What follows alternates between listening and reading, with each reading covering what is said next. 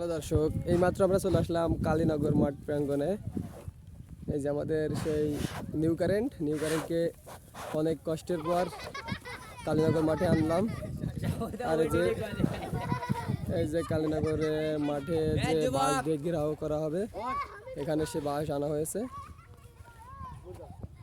আর এই যে মাঠ, এখানে ঘেরাও করবে।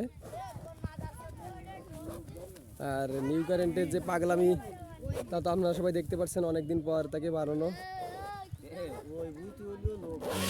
আগদিয়া মাঠের পর আজকে কালীনগর মাঠে খেলবে সেই নিউ কারেন্ট।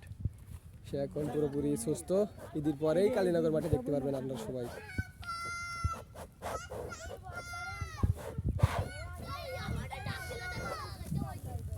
পাগলামিটা একটু শুধু দেখেন সবাই।